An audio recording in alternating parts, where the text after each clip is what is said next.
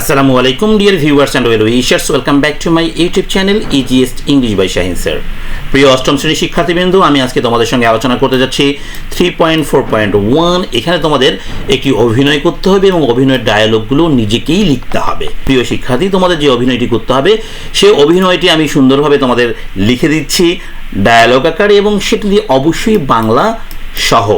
তোমরা আমার এই ভিডিওটি যদি শেষ পর্যন্ত দেখতে পারো তাহলে অবশ্যই তুমি ক্লাসটা বুঝতে পারবে এবং এটা ক্লাসে অভিনয় করতে পারবে। সেই সঙ্গে তোমাদেরকে বলে রাখি, এই ক্লাস শেষে আমি তোমাদের একটি বাস্তব উদাহরণ দেখাবো, অর্থাৎ একটা বাস্তব নাটিকা দেখাবো আমার কিছু স্টুডেন্টদের দ্বারা। প্রিয় শিক্ষার্থী, চলো কথা না বাড়িয়ে চলে যাই মূল পর্বে। তবে মূল পর্বে যাওয়ার আগে তোমরা যারা আমার চ্যানেলকে সাবস্ক্রাইব করোনি ঝটপট সাবস্ক্রাইব করে ফেলো, সেই সঙ্গে কমেন্ট সেকশনে লিখে ফেলো তোমরা কে কোন স্কুল থেকে আমাকে দেখছো। প্রিয় শিক্ষার্থী, চলো শুরুতেই আমরা ইনস্ট্রাকশনটাকে বুঝিয়ে নিই। হ্যাঁ, টাইম টু অ্যাক্ট, এটা অভিনয়ের সময়। নাও ইন গ্রুপস, তাহলে বোঝা যাচ্ছে গ্রুপে কাজ দিবে। Choose a topic to stage a play. হ্যাঁ, আমাকে একটা টপিক চুজ করতে হবে একটি নাটিকা উপস্থাপন করার জন্য, স্টেজ করার জন্য। ওকে, তাহলে এই টপিকগুলো কোথায় পাবো? দেখো, এখানে আমাদের 4টা টপিক দেওয়া রয়েছে। অলরেডি আমি তোমাদের টপিক নাম্বার 1 আলোচনা করে ফেলেছি, আজকে টপিক নাম্বার 2 আলোচনা হতে যাচ্ছে।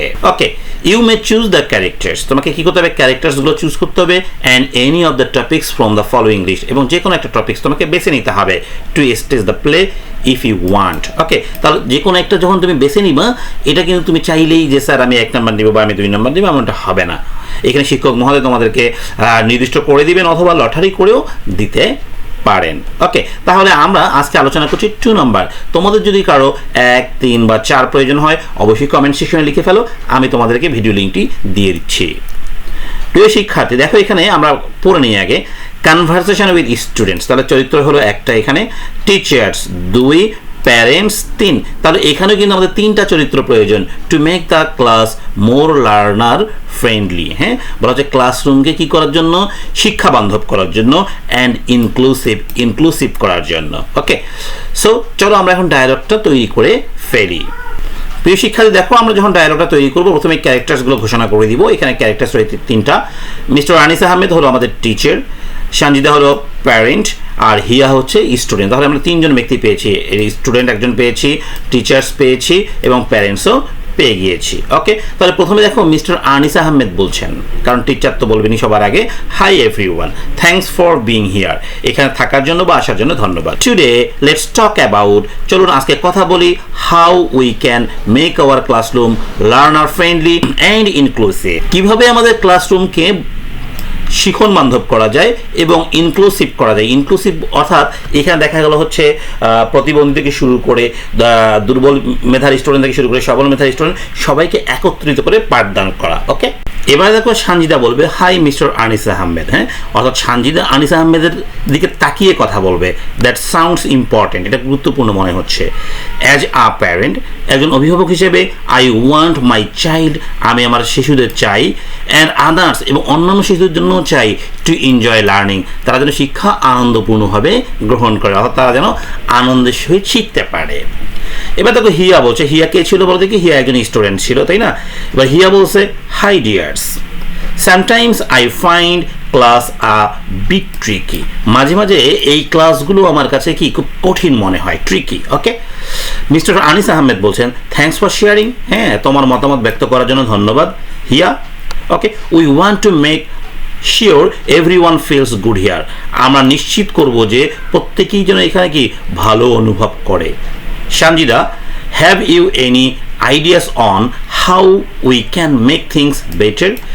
সঞ্জিদা, তোমার কি কোনো আইডিয়া রয়েছে, হ্যাঁ, যে কিভাবে আমরা এই বিষয়গুলোকে আরও ভালো করতে পারি?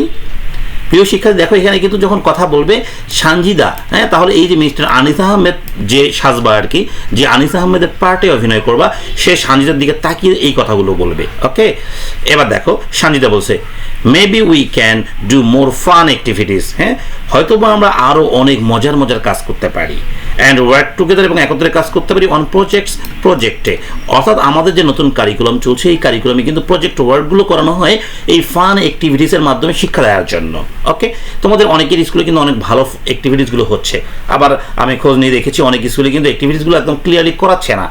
আসলে এই অ্যাক্টিভিটিসগুলো যখন ক্লিয়ারলি করানো হবে, সবসময় যে সবাই সব পারবে তা না, দেখা গেল হচ্ছে যতটুকু শিখতে পারে ততটুকুই কিন্তু সে ধীরে ধীরে ধীরে এগিয়ে যাবে। এবার দেখো হিয়া বলছে yeah, that would be cool, এটা খুব ভালো। I like learning when it's fun, যখন মজার হয় তখন আমার শিখতে ভালো লাগে। ওকে, হিয়া তার মতামত ব্যক্ত করে দিবে। এবার মিস্টার আনিস আহমেদ বলবে গ্রেট আইডিয়া, দারুণ idea. Sanjida Hiya what else do you think, তুমি আর কি ভাবছো?